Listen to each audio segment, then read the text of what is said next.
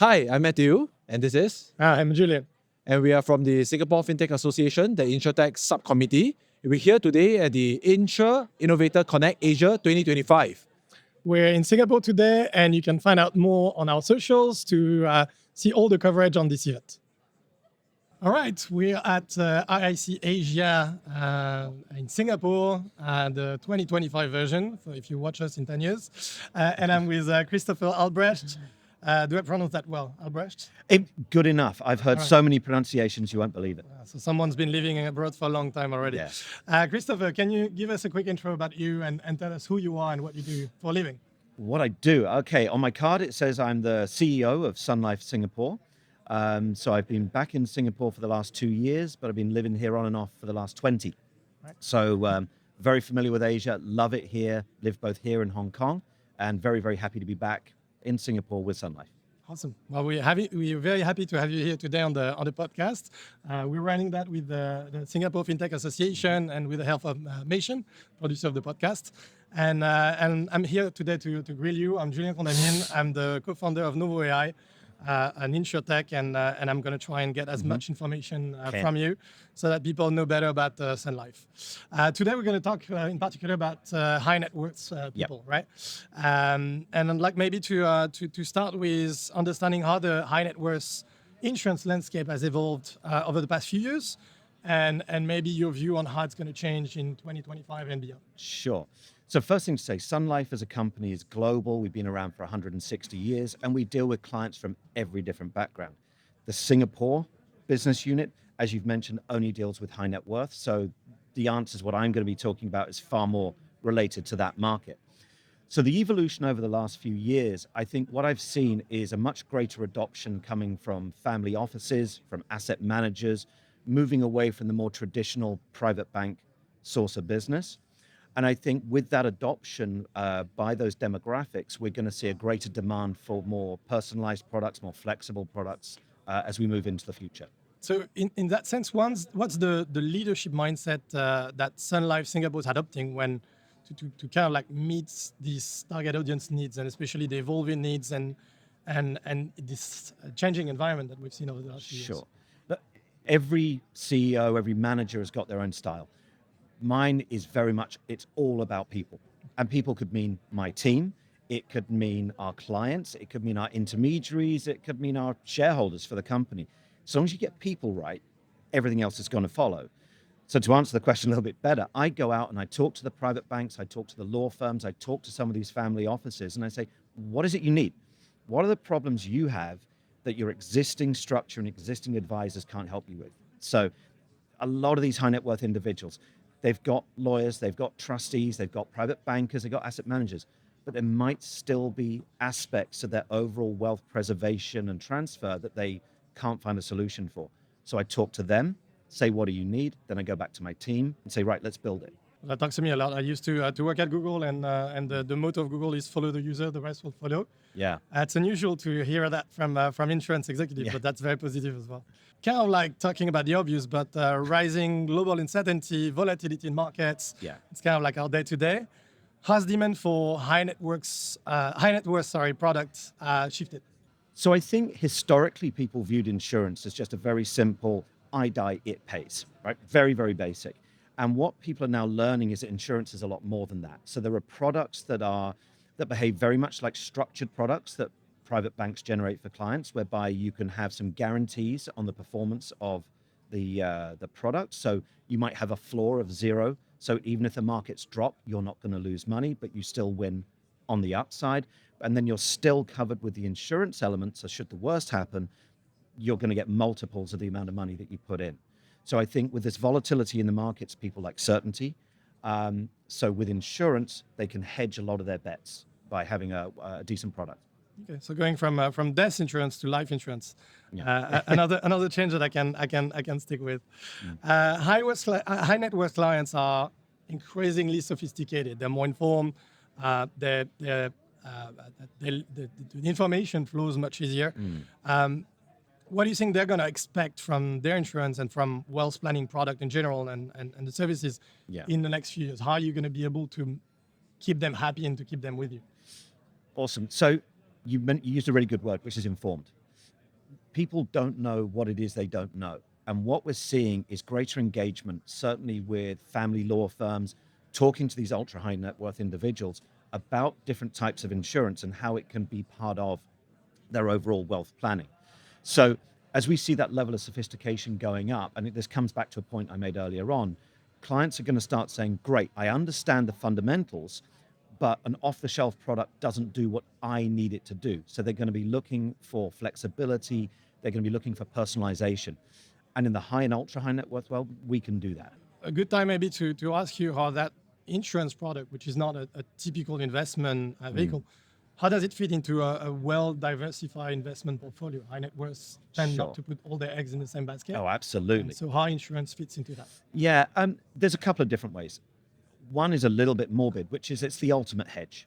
Okay, so if I know that when I pass away, 100, $200 million is going to pay out in cash into my estate, that gives me as a high net worth individual a huge amount of certainty and reassurance. That's just the mortality side of the business. You've then got the investment side of the business. So Sun Life, and a lot of people don't know this, is one of the top 25 asset managers globally by AUM. We have approximately 1.2, 1.3 trillion US dollars of assets under management. So we're also very, very good at managing money. And we build that into some of our other products. So clients can say, okay, I'll do some investments with my bank, I'll do some in private equity, but insurance gives me this certainty that they're going to look after that particular pool of cash. Excellent. You talked about how this generation eventually will go away. Yeah. Let's talk about generational differences and how the new generation of high net worths approach their financial Yeah. and wealth planning needs. And with all the new tools that are there and all the new offers, like how is the new generation approaching high net worth insurance products? So, and I think this is probably evergreen, is that one generation decides to do things differently to the generation that came before. So we're seeing a lot of wealth transfer between generations now. And the younger generation receiving that money, there could be millennials, a few Gen Zs, a few Gen X like me. And they're saying, okay, my parents did something in a certain way, but I see that as very old school, very staid. They're now much more open-minded to different solutions. So historically, it'd be, well, I have my private bank account and I have a trust and I have some advisors. Now, insurance and maybe special purpose vehicles, private label trusts, and private label funds, sorry, those are coming much more into use by this new generation who are saying, yeah, we know what came before. We now want to explore other options. The other thing we're seeing quite a lot with the younger generations, they're far more open about what they're doing with their money, and they're much more open about things like philanthropy. And we see insurance being used a huge amount for charitable donations. So again, if you said to someone, would you like to leave $250 million to charity? Yeah, I'd love to, but I'm not going to segregate off that amount of money. But if I put a few tens of millions into an insurance policy, then when I pass away, that 250 will go to charity. So the younger generation are being much more open about the charities they support, that they want to give bigger amounts, and they're using insurance as a multiplying factor to give more. And what we hear in other markets on that, just bouncing on that question, is that new generation tend to be looking for more personalized products and stuff that are more flexible. How do you address that based on what you said before? Yeah, so it's exactly what people are looking for. And it's a shame that in the more retail market, it's very difficult to do that. You have to build something and make it try and appeal to as many people as you can. In high net worth, because those premium quantums are much, much bigger, we have the flexibility to personalize those policies and make them bespoke for what clients actually need within reason. Okay. And also to then build new products. So again, if we've got clients talking to us and saying, look, I love what you do with this, but it'd be great if it did that. Fantastic. Let's go and build that for them. And maybe last question to finish up on that. Like, so how is Sun Life Singapore specifically looking at those new customers, segments, and channels to reach them? So you already have your portfolio. What are the new type of high net worths and who are those people that you're trying to reach? Yeah. So the really well-trodden path in high net worth insurance in Singapore and Asia in general is private banks through a few key brokers that we work very closely with. Outside of that, demographics that are not being addressed fully right now, we've mentioned family office, asset managers, but we've also got to look outside of Asia and we've got to look at the Middle East. We're in the process of opening an office in Dubai in the DIFC right now. there's a lot of people around the world who could benefit from the types of products and solutions that we can create in Asia that, because of regulatory differences around the world, might not be able to be created in places like Europe and the US.